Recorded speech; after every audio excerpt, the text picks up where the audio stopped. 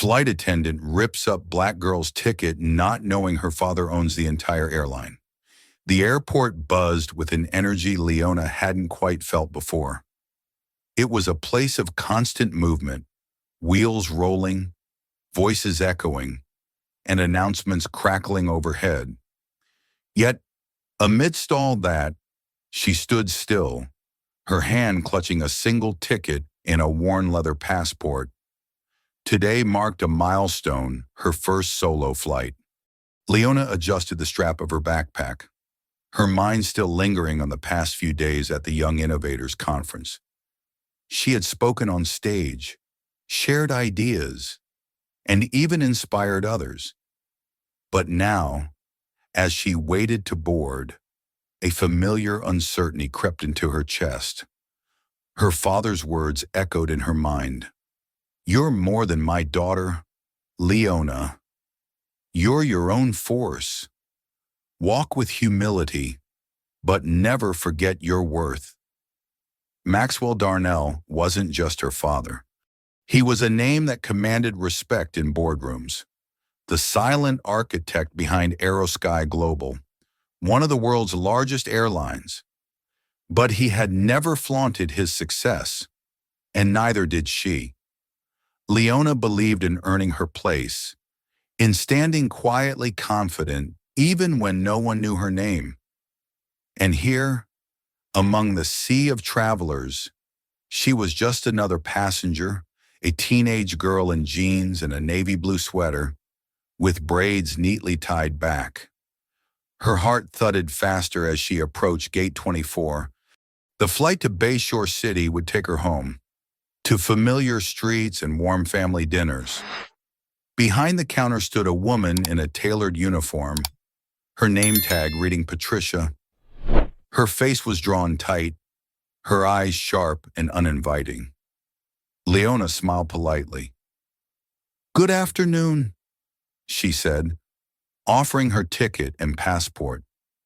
Patricia glanced up briefly, her gaze flickering over Leona's face, her dark skin, her braids. Then, without a word, she scanned the ticket, her lips pressing into a thin line. Leona felt it, the shift, the silent judgment she'd known before, in classrooms, on sidewalks, from strangers who didn't see her, only what they thought she was. "Are you traveling alone?" Patricia asked curtly. "Yes, ma'am. I'm heading home from a conference." A pause. Patricia examined the ticket again, this time longer, as if the ink might shift beneath her eyes. "This ticket doesn't look valid," she muttered. Leona blinked, startled. "I'm sure it's fine. My father's office confirmed it this morning." Patricia's voice rose slightly. "It doesn't look valid to me." A few heads turned. Leona's cheeks flushed, but she kept her voice calm. "Could you please check it again? Maybe rescan it." Instead, Patricia's eyes narrowed. "Don't try to cheat the system. Passengers like you, always pushing your luck." And before Leona could speak, before she could protest, Patricia tore the ticket in two. The sound was like a slap. Leona froze. Around her, the world kept moving, but inside, something shifted. Humiliation, anger, resolve.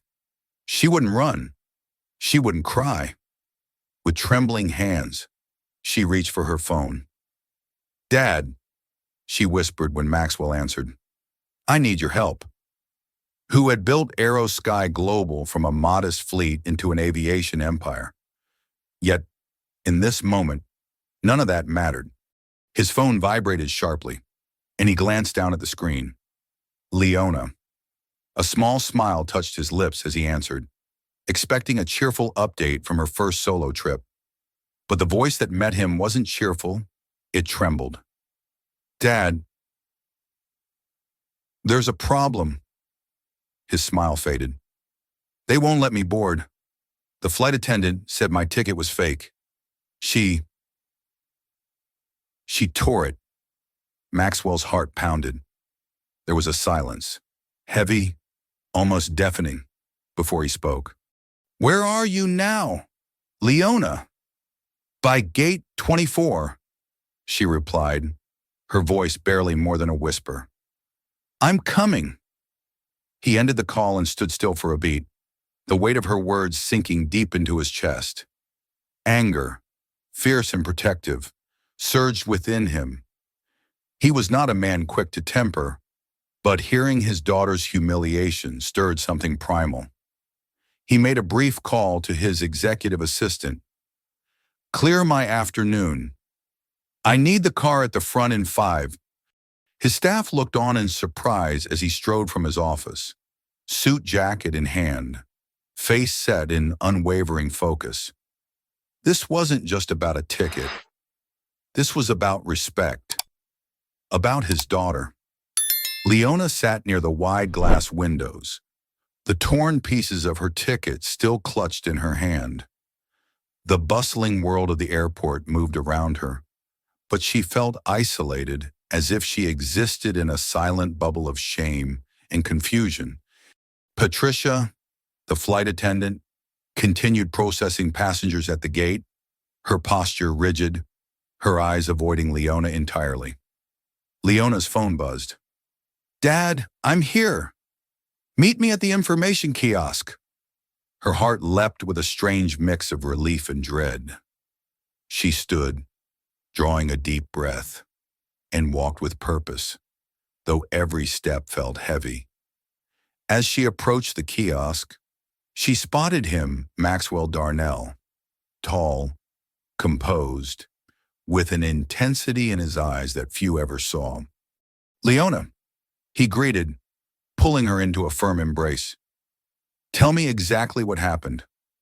Her words came slowly at first, then faster, as she recounted every detail, the suspicion, the accusation, the ripping of her ticket.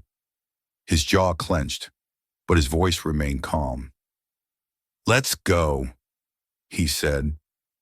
Back at gate 24, eyes followed them as Maxwell and Leona approached. Patricia's expression faltered for a moment, recognition flickering across her face, though she quickly masked it. Behind her, Edward, the shift supervisor, stepped forward, confusion shadowing his features. Mr. Darnell, Edward stammered. We didn't expect, Maxwell raised a hand. Your employee tore up my daughter's valid ticket. I want to know why. Edward's face drained of color. He turned to Patricia. Is this true?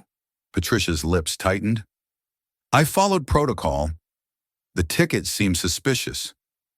You tore it, Maxwell said, his tone low but sharp.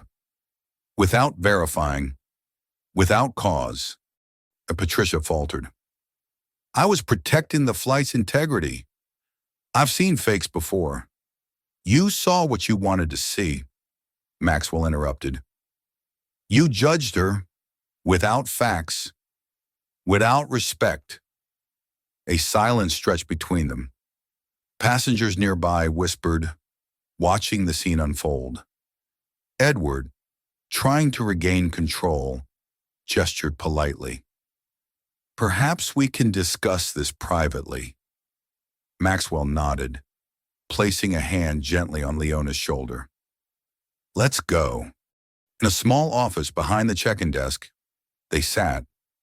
Patricia stood near the wall, her confidence visibly shaken. Maxwell leaned forward, speaking to Edward.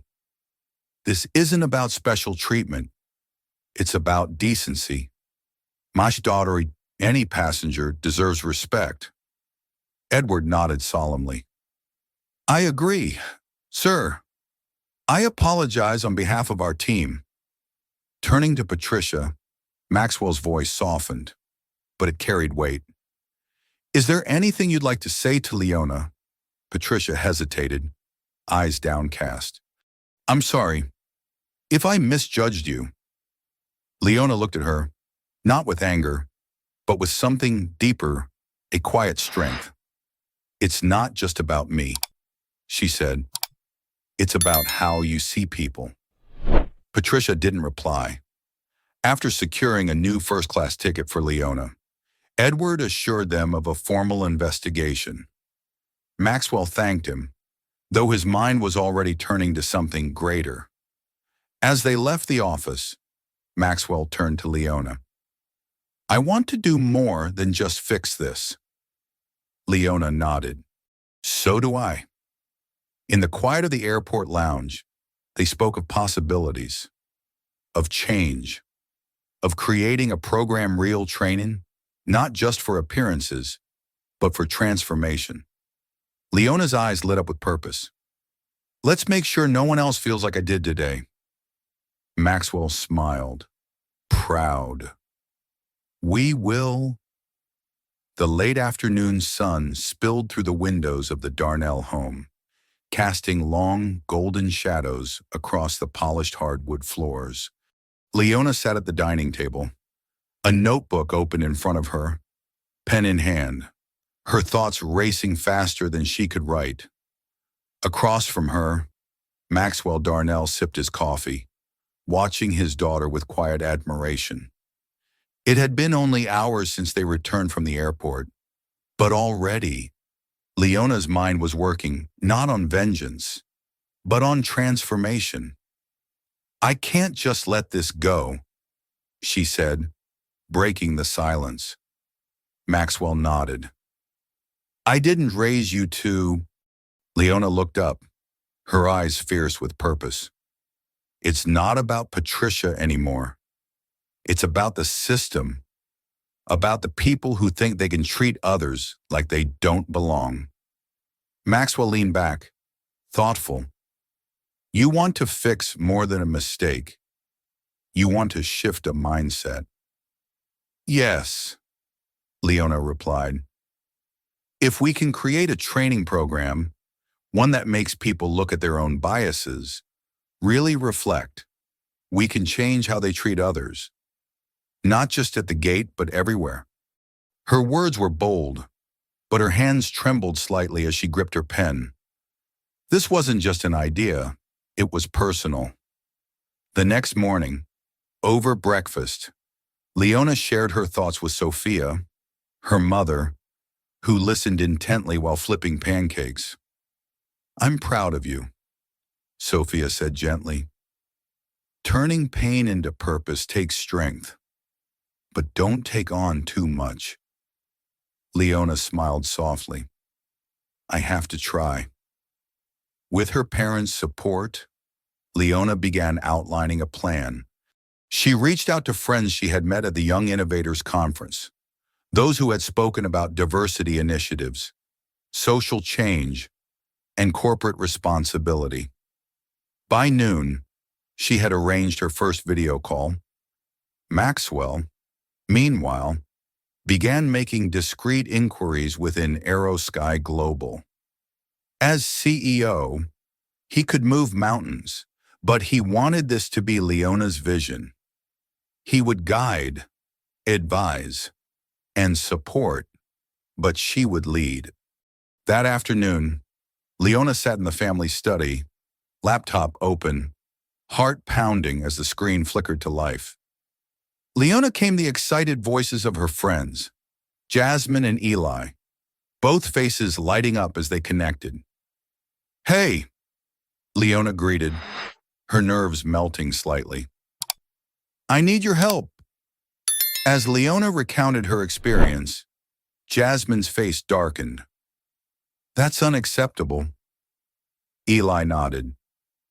You want to build a program, count us in.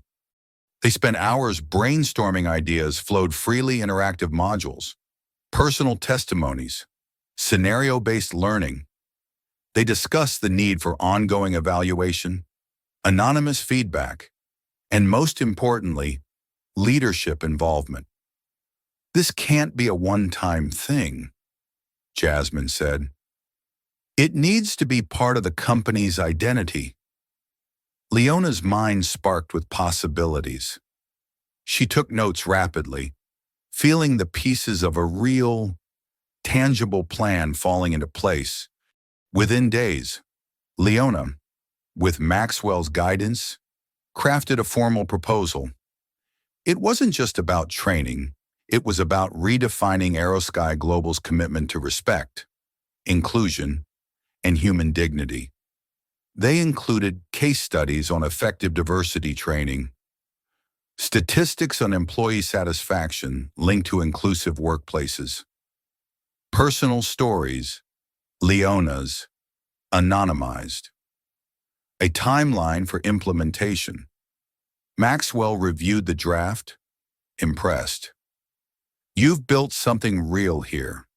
Leona smiled, a mix of pride and apprehension. "Now we just have to convince the board." The sleek steel and glass boardroom of Aerosky Global was worlds apart from the chaos of Gate 24. It was a space of decisions, of power and influence. Leona had never been here before, but as she entered beside her father, she held her head high. Around the table sat a dozen board members, including Victoria, a sharp-eyed woman known for her pragmatism. Maxwell opened the meeting with brief formalities, then turned the floor to Leona. Her heart raced, but her voice remained steady. "I'm here today because something went wrong, but it doesn't have to stay that way." She walked them through the proposal, highlighting not just the problem, but the solution, how addressing bias wasn't just ethical, but essential for a company serving millions. "This isn't about one bad employee," she concluded. "It's about creating a culture where everyone is seen, respected, and valued." A silence followed. Then Victoria leaned forward. "This is ambitious, Leona, but necessary." The board discussed, debated, questioned. Maxwell remained silent, letting Leona's ideas stand on their own. Finally, the motion was called. Hands raised slowly at first, then in unison. The proposal passed. Leona exhaled, a weight lifting.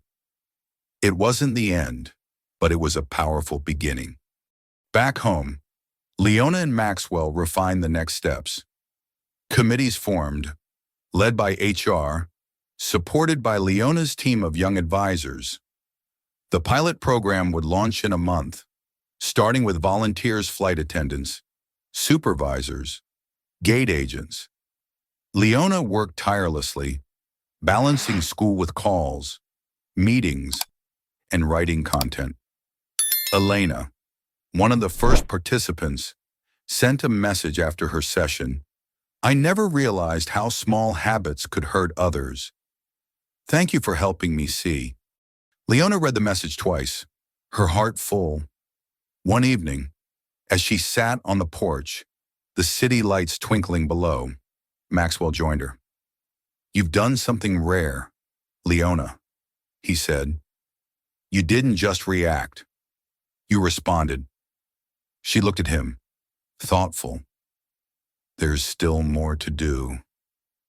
There always will be. But you've lit a spark." And in the quiet night, Leona knew that spark born from pain was now a flame she would carry forward.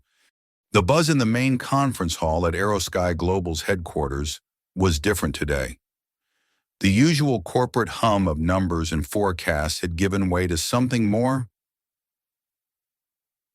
personal.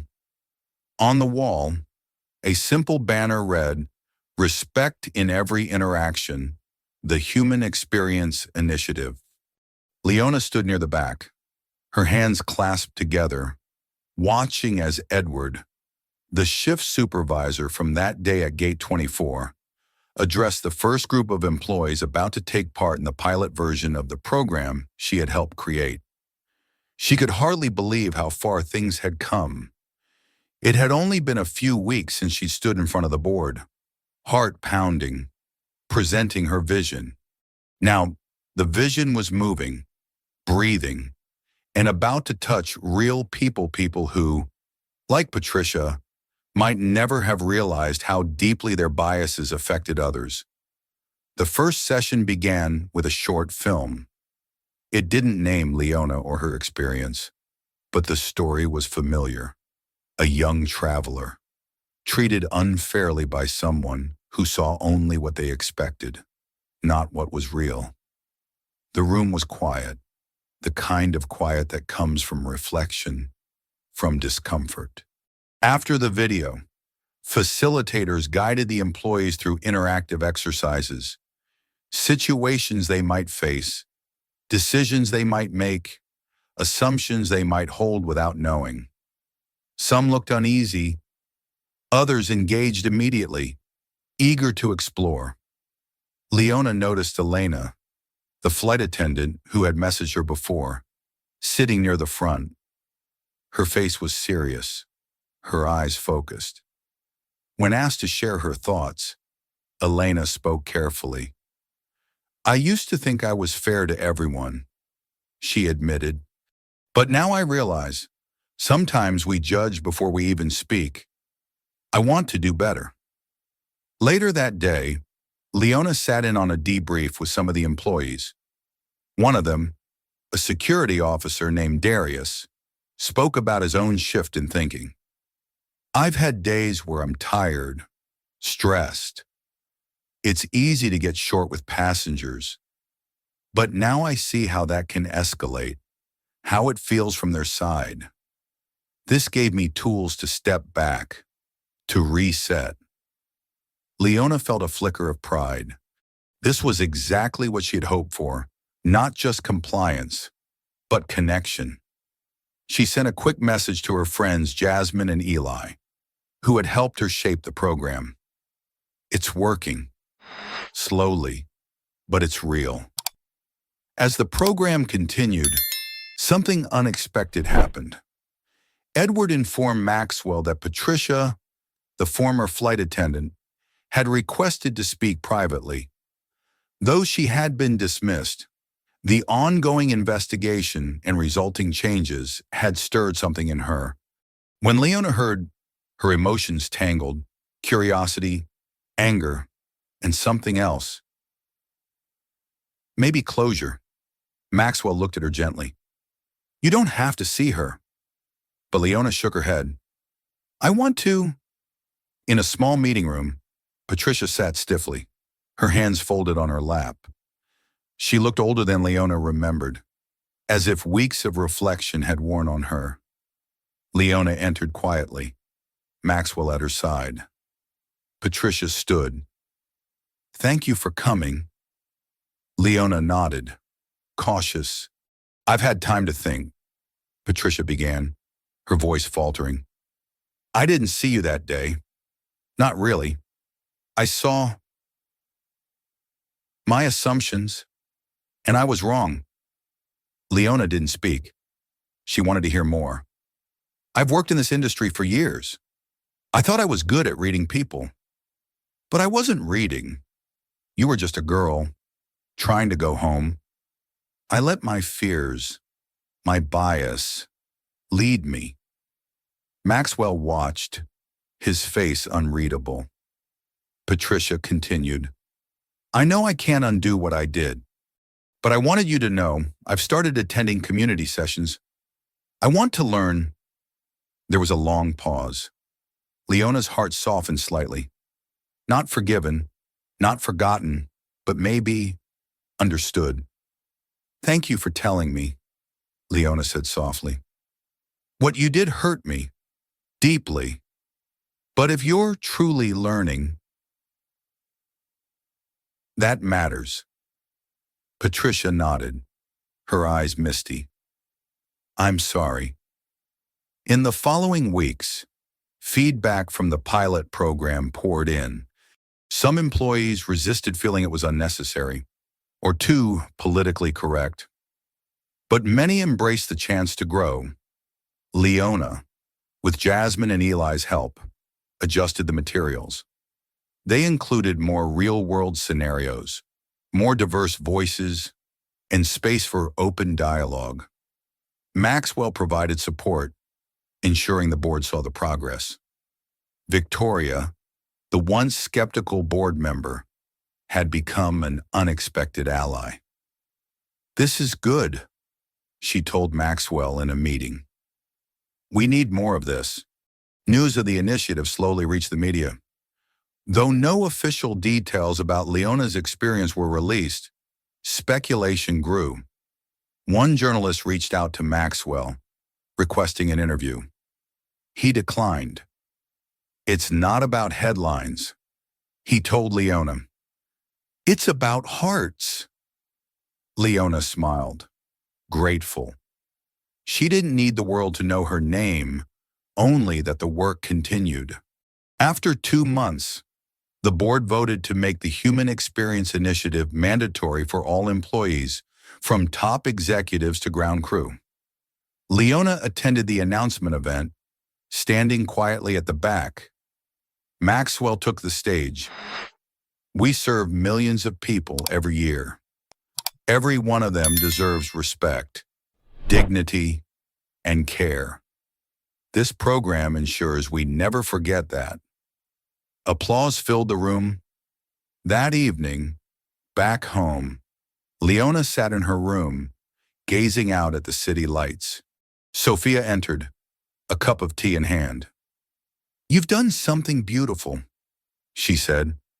Leona nodded, emotions swirling. "It's just the beginning," she whispered. Sophia kissed her forehead. Beginnings are powerful. The days turned into weeks, and what had started as a deeply personal response to injustice was now becoming something much larger. Leona sat at her desk, sunlight streaming across pages of notes, emails, and feedback reports from Aerosky Global's newly implemented Human Experience Initiative. Her mind wasn't just on the past anymore. It was on the future and how this spark of change could spread beyond the walls of her father's company. One morning, Maxwell entered the room holding a sleek, cream-colored envelope. "This came for you," he said, handing it to her with a glimmer of pride. Leona opened it carefully, her eyes scanning the letter inside. It was an invitation from the International Youth Leadership Forum, asking her to speak about her role in creating a corporate diversity and respect program that was gaining quiet recognition in business circles. Her heart skipped a beat. "They want me to speak." Maxwell nodded. "People are noticing. Leona, your voice matters." She sat still for a moment, the weight of the opportunity settling over her. This wasn't just about reliving what had happened. It was about inspiring others to act. Over the next few days, Leona worked on her speech. She didn't want it to be about her pain, but about possibility, about how anyone, no matter their age, status, or background, could lead change when they refused to stay silent. She remembered the faces of those who had doubted her, judged her, and also those who had stood beside her: Jasmine, Eli, Elena, and even her father, who had given her space to grow while offering unwavering support. In her speech, she wrote, "I didn't ask to lead this, but when the moment came, I realized that change doesn't wait for you to feel ready. It waits for you to act." The International Youth Leadership Forum was held in a towering glass building in the heart of the city. Young leaders, thinkers, and innovators from around the world filled the grand hall, their energy electric. Leona sat backstage, heart pounding, clutching her speech. Maxwell waited nearby, his presence steady and calm. When her name was called, she stepped onto the stage, the spotlight warm and blinding. She paused, breathing in the moment, and then she spoke. "I'm not here as a CEO's daughter," she began, her voice clear. "I'm here as someone who learned that one act of disrespect can either break you or build something new." She told them about that day at the airport, without naming names, about how she felt invisible, dismissed, and about the choice she made to respond, not with anger alone, but with action. I realized that respect isn't just a word. It's a practice, a commitment. She spoke of the Human Experience Initiative, the lives it touched, the lessons learned, and she challenged the room. You don't have to wait for permission to lead. Sometimes, life hands you the responsibility. What matters is what you do with it. When she finished, the room was silent for a heartbeat. Then, applause erupted, loud and genuine. Leona stepped down, her heart light, knowing she had planted the seeds in minds she might never meet again. After the forum, people approached her, young and old, from different countries, industries, and experiences.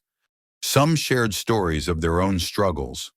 Others asked how they could start similar programs. One woman, a director from a large hotel chain, was especially interested. What you've done could transform how we train our staff, she said. Would you be willing to consult with us? Leona blinked, surprised. I hadn't thought about that. Maxwell, standing nearby, smiled. Maybe it's time to think bigger. Back at home, Leona, Maxwell, and Sophia sat together, the evening quiet but filled with new possibilities. Sophia looked at her daughter with gentle pride. You're becoming a leader, Leona, not just here, but out there. Leona nodded slowly. I didn't expect any of this. But maybe this is what I meant to do. Maxwell leaned forward.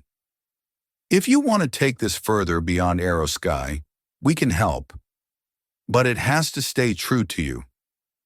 Leona's mind spun with ideas. Could she create something larger? A consulting group?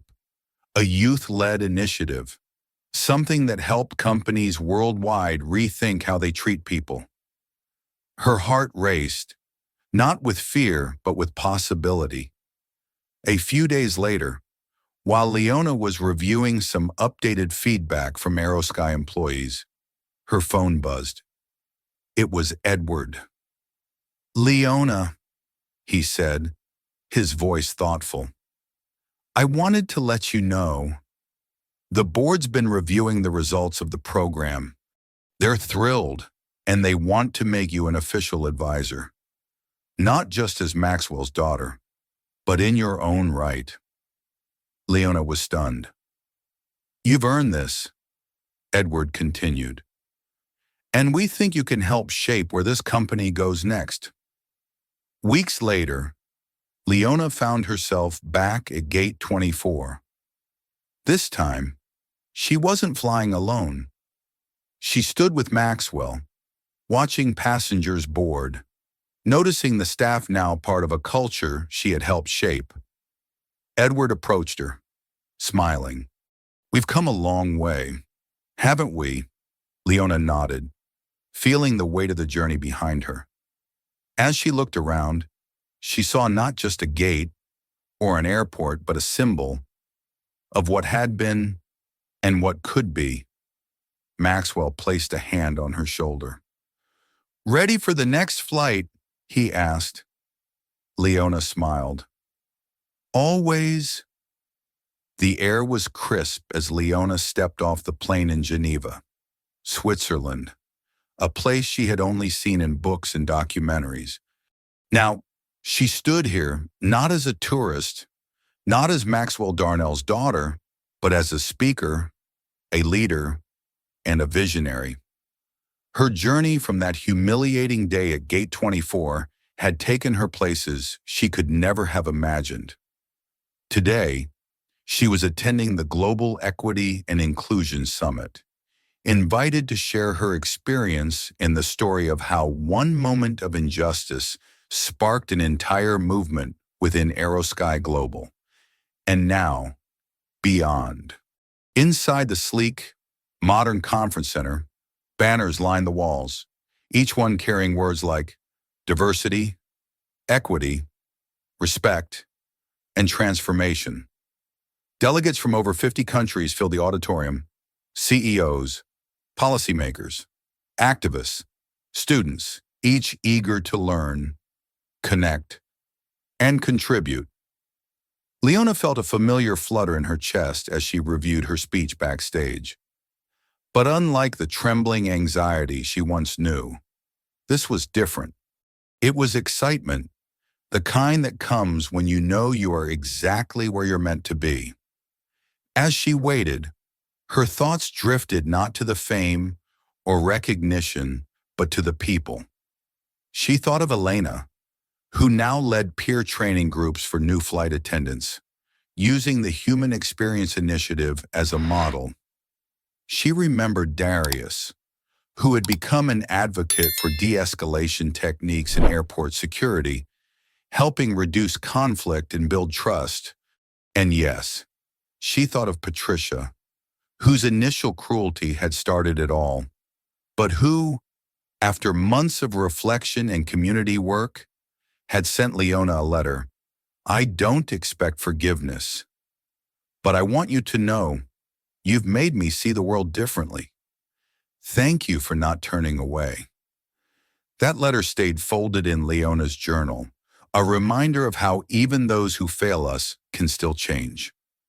Her name was called, and Leona walked onto the stage, welcomed by a quiet wave of applause. She paused, looking at the faces before her, diverse and expectant. I come from a place of contradiction, she began. A place where respect was taught in my home, but denied in public. Where I was both invisible and too visible, all at once. She told them about that moment standing alone, ticket torn, pride wounded. But she didn't dwell on the pain. Instead, she spoke of response, of how her family, her team, and even strangers had come together to turn a personal wrong into a public right. Our goal was simple, she continued, to make sure that respect wasn't just a slogan on a wall, but a daily practice. As she spoke of the program's success, the policies implemented, and the lives touched, she saw heads nodding, pens scribbling, and eyes shining with new ideas. But this isn't just about one airline, she concluded. It's about all of us. Wherever people serve, wherever people lead, we must ask, how do we see each other? How do we choose to treat one another when no one is watching? A standing ovation followed, but Leona didn't bask in it. She felt something deeper, a shared commitment, a sense that what had started in her world could now ripple outward. After her talk, Leona met with representatives from other industries, a healthcare executive from Tokyo, an educator from Nairobi, a retail chain owner from Berlin. All wanted to explore how Leona's approach could be adapted to their own organizations. One conversation stood out, a woman named Amina, who led a nonprofit focused on workplace inclusion in refugee communities. What you've done is incredible, Amina said. But what if we could create something together, something global? Leona's eyes lit up. She had dreamed of this, but to hear it spoken aloud made it real. We could build a framework, Amina continued, a universal guide to human-centered leadership, starting with respect. Maxwell, who had accompanied Leona as a mentor, joined them. The world needs leaders who think like this, he said. I'll support you both however I can. Forget to wait back home in Bayshore City. Leona sat in her room, reflecting on the whirlwind her life had become. The view outside her window seemed both familiar and new-like. The city itself had grown, just as she had. Sophia entered, carrying a tray with tea. "You've barely rested since Geneva," she said softly. Leona smiled. "There's so much to do.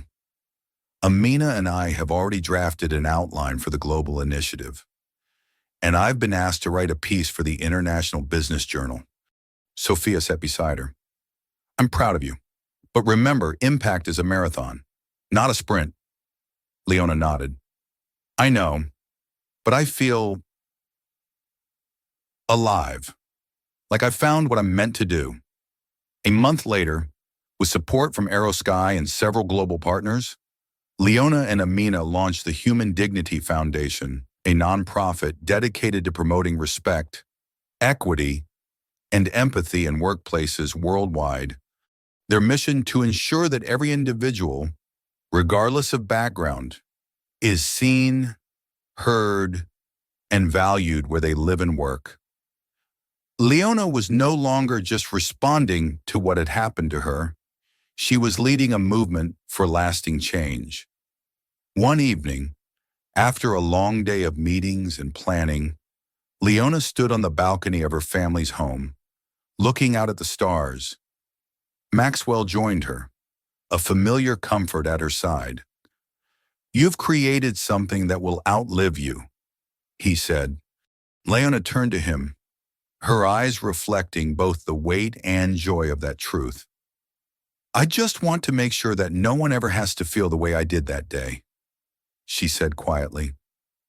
"Not if I can help it." Maxwell nodded, placing a hand on her shoulder. "And you are helping, more than you know." As the lights of the city blinked below, Leona felt a deep peace. The journey from pain to purpose had not been easy, but it had been worth every step. Because in a world where one torn ticket had nearly broken her, she had instead built a bridge for herself and for countless others who would walk it long after she was gone. The morning light poured softly through the tall windows of Leona's study, bathing the room in a calm, golden hue. She sat curled in her chair, a journal resting on her lap, pen poised above the blank page. The city outside was stirring, but inside, her world felt still introspective. It had been months since the day her ticket was torn, months since she stood alone, doubted and humiliated. Yet now, as she looked back, there was no bitterness, only clarity. She flipped through the earlier pages of her journal notes from the Human Experience Initiative, sketches of ideas that had become reality, and letters from people touched by the movement she had helped create. But what caught her attention most was a single line she had scribbled long ago, when the pain was still fresh. "This will not define me, but it will shape me." She smiled, running her fingers over the words. They had proven true. Her father's footsteps echoed down the hallway before he appeared at the door, holding 2 mugs of tea. "You're up early," he said, setting one beside her. Leona nodded. "Just thinking." Maxwell sat across from her, his expression relaxed. "About what's next?" "About everything," she replied. "How something so small, a ticket, a moment, could change my life." Maxwell leaned forward. "It wasn't the moment, Leona. It was how you answered it." She looked out the window, eyes distant. "I used to wonder why people didn't speak up more. Now I know. It's not easy."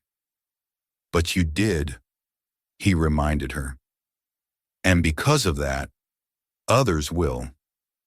Later that day, Leona returned to the airport, not for a flight, but for herself. She stood once again near Gate 24, watching as passengers lined up, greeted now by staff trained with care, patience, and awareness. No one recognized her.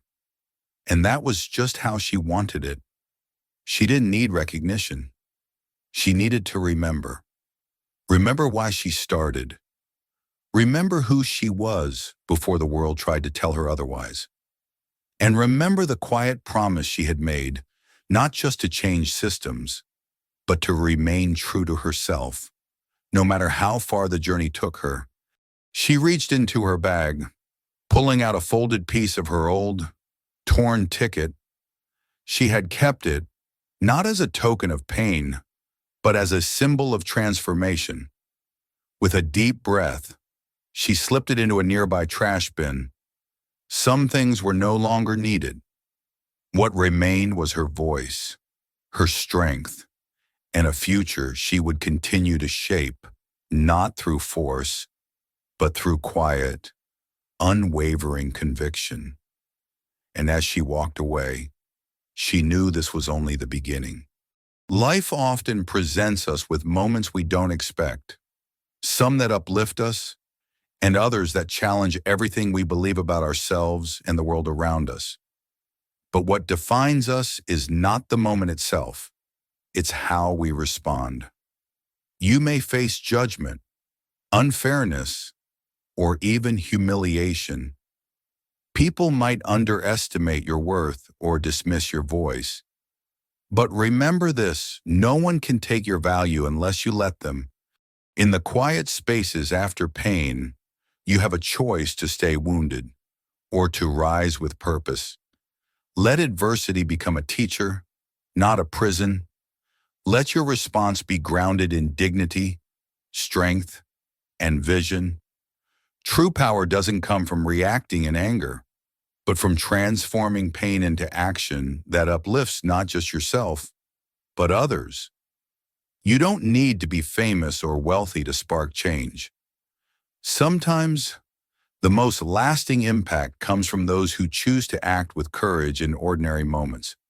So, when life tests you, ask, what can I build from this? Because even the smallest spark, if nurtured with heart, can light the way for many. And remember, your voice matters. Use it wisely.